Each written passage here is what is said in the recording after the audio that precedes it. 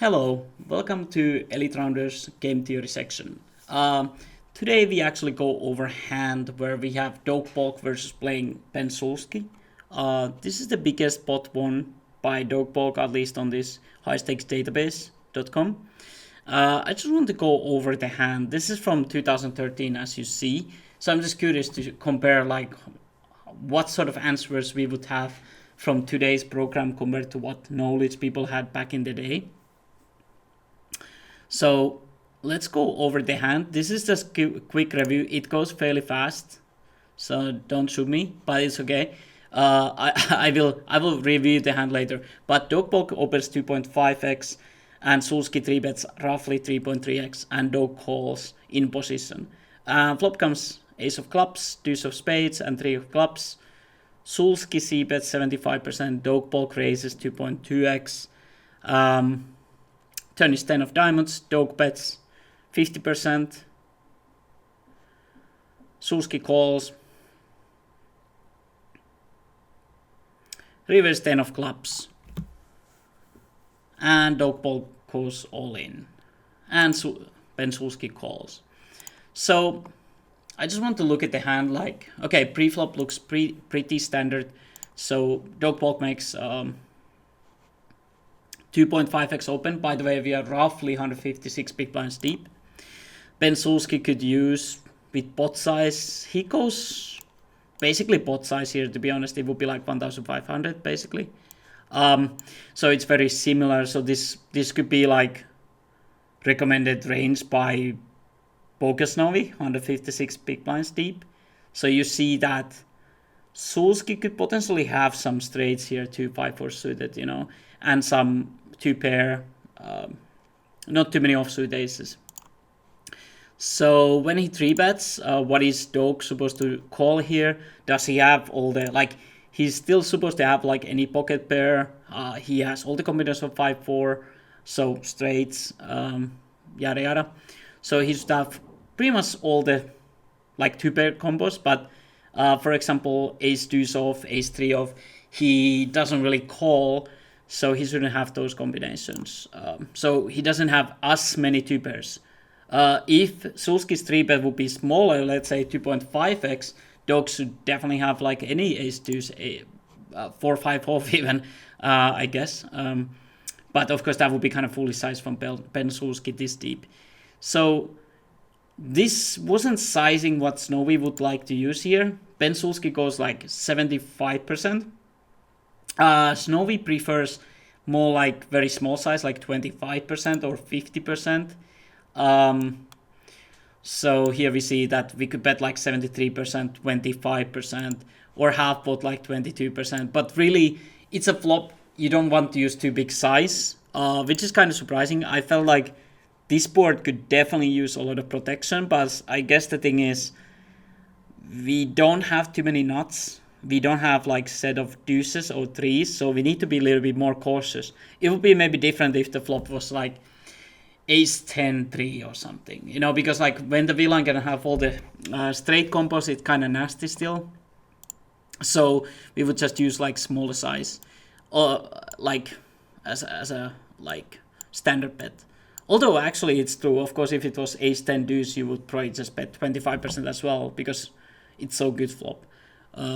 But yeah, basically Ben Sulsky should use like smaller size. Snowy wouldn't recommend this 75% what he used here, but how should we react to 75% bet?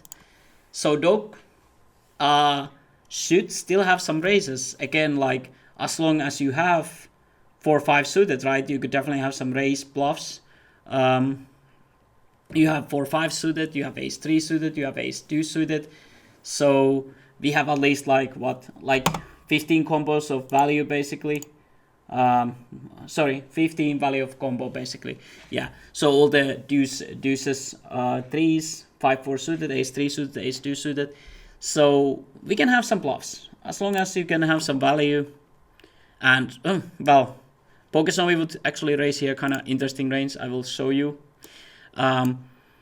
Versus 75% though, we are not raising that much, that often. So only 7% is very small size, what kind of Doug uses here. So we could look at like what sort of hands we could raise here. 5-4 suited 3, so all the value combos. And what should we raise as a bluff here? I thought that was like the most interesting part. So it would be mostly hands which actually block the straights, obviously. So something with a club which blocks the straight makes a lot of sense to raise. So you see that 6-4 suited, king 5 suited. So a lot of those like straight combos we just raise. So it's like, but even hands like ace 5 could raise here, which is kind of interesting. I guess just for protection and potential, you know, hitting straight value, I guess. It's kind of interesting. So yeah, so mostly our bluffs will be always like with the club here. So the bluffs are easy to find in a way, like raise the clubs, you know, with the straight pot. Like when you block the nut combos, basically raise those, right? So it makes sense. So we do raise here. In this case, Doug raises 2.2x. And Sulsky calls here, which is kind of interesting. Okay, this is where the Poker Snowy kind of goes to, you could say, forest. Here, actually, on this flop, after the raise, this was kind of fascinating to me. We should still have, like, really high raising range here. As you can see, like, we could like, as a Snowy, we could just click back 40%, which is kind of interesting. So, of course, we have the nuts, like aces, 5-4, ace 3. Then we have some hands like queen 5 suited, you know, like 7-5, 7-5s of clubs. Because we can have some straight combos too, so we can use those as a bluff, blocker bluffs too. When we have those 5-4 suited, this is like the nut combo, that's crazy. So you have the flush draw and the straight, which is sick. So because we do have some value combos, like even deuces, we have, I guess, some combination. I don't know if we actually 3-bet all the pocket pairs pre-flop. I don't remember. But so on this flop, we use a lot of like, as you can see, kind of like we use king 3 here. Because like if the villain would raise us ace 3, deuce 3 suited, they probably don't have. But we kind of block his 2 pairs and we block his set, which would be crucial in this case. So we could raise those. Makes sense. Ace 3 for value. Queen 5 again. Straight blocker we can raise. Because those should be like our villain's bluffs. So we kind of like bluff them back. This is so fascinating. We can also use like half pot. But yeah, it's really funny. Like, I don't think anybody counterattacks these boards as much as they should, like based on this, to be honest. Like when I play heads up against people, I think people play way more straightforward than this. So I think there's a lot to be learned for people in MTTs with the heads up, I think. Not to say that Poker Snowy is always optimal or is this optimal strategy versus people, but like I think people just call way more often and they just don't raise this heavily, I would say. But yeah, so we could use half pot too, but it's kind of similar combos. But yeah, let's follow the hand like the way it went, but it's really fascinating to look at like different options. So 10 of diamonds on turn. Again, Ben Sulsky checks, obviously. Not much to don't bet here, I guess. Like, I mean, he could have ace 10, maybe he could lead, but I think checking makes sense, your whole range, when you check call the flop. So let's look at what sizing Doug Polk should use here, and half pot is kind of good. You could also use like super small when the turn is 10 actually, because if Ben Sulsky still calls the flop with like 4s, 5s, 6s, 7s, 8s, 9s, what Snowy would call actually. Now this is where the Poker Snowy goes kind of forest again, because we don't end up almost with any hands we are calling. I will show you later. But yeah, so basically when you look at this spot, like when the stack pot ratio is so small, you should not use like pot size. For example, like in Doug's shoes, it doesn't make too much sense to bet like huge here, because like half pot bet is gonna do the same as pot size, because the stack pot ratio is so small. We only have 24,000 pot is already 15k. We don't need to bet bigger to get it all in on river. So when you see pot size here, it's kind of weird size, basically leaving nothing. So that's not good for our bluff range, I feel like, because that doesn't leave us possibility to bet the river anymore. But like, of course, could it be more effective with some draws? You know, we just put like crazy pressure to Ben Sulsky if we bet pot here with draws. Maybe it could be more effective versus some players, it's true.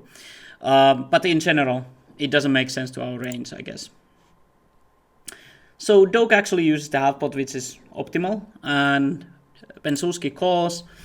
River is 10 of clubs, and Ben checks again, and Doug Polk shoves. Okay, so this is where it goes kind of like Forest, this program. Forest talking like you just went the wrong way or something. But when you look at like the hands here, I think there's a lot of bluffs. I still see a lot of bluffs. Okay, so King 10 is trips now. Queen 10, 10, 9. So there's quite a lot of value combos still, but King 9, 9, 8, 9, 8, 8, 5, 8, 5, 7, 6, 7, 4. There's still like so many bluff combos. Like when I look at this is mostly bluff combos. Like, I mean, there are some value, but like not that many. And when we actually pushed all in, Ben only had like 20% calling range here. Okay, what is happening now? Okay. So basically Ben is folding like everything here, which is kind of funny. Okay, sorry, misclick. Misclick, see? Even playing one table you will misclick, see? Don't be bothered when you misclick playing 50 tables or something. So anyway, as you can see here, we're just folding like everything, which is kind of foolish. So again, like our strategy is not very well balanced when we have like one hand we are calling, folding everything else. So I think Ben Sulsky is thinking like, if I fold ace king, I fold everything. He does have the king of club blocker. So I guess maybe he thinks his bluffs could be something like 4x, 5x, some one club hand bluffs, which makes sense. I guess Ben Sulsky, like, what else is he gonna call here? So it's tough to like, if you don't call ace king, you don't call anything. So it kind of makes sense to call, especially with the club, which would be, one club hands would be the most common hands for Doug to bluff, basically. So, but basically Snowy would fold here pretty much everything. It wouldn't bluff catch anything. So I think it's because like, when you use these weird bet sizes with Snowy, it sometimes gives you these results which are like, kind of random. But yeah, I thought this was interesting hand. They actually had pocket threes, and Ben Sulsky had actually ace king. I totally forgot to say that, by the way. So sorry about that. So he had a king of clubs and ace of diamonds. And I guess he felt like he needed to call this, and he thinks Doug has enough bluffs. And looking at this poker, Snowy, if you're playing some sort of decent strategy, I guess he should definitely have enough bluffs. And so Ben Sulsky needs to call here with ace king, because like, I guess it's so easy to just overfold here in a way. Like, if you don't call this, you call nothing. Like, what do you call then? Like, full house with deuces, threes, aces, some 10x, maybe. So I guess he feels like he just has to call this. But yeah, pretty interesting hand for 150 big blinds. But like, looking at this, I think there's a lot to be learned for MTT players. Of course, we play a bit shorter stacks, so the game is a bit different. It's a bit simpler. It's not so complex when you play 20 big blinds or 30 big blinds in a way, because well, it's gonna be a lot of shoving too, like just all in preflop. But it's fun to look at these hands, like how it was played like 2013, and how these programs will play today. I think it's always fun to compare. But I hope you enjoyed the hand, and please let me know if there was anything worth noticing, or what I missed, or if there's something what you would like to know more. So please let me know. But yeah, thank you for watching either way, and let's see some more videos.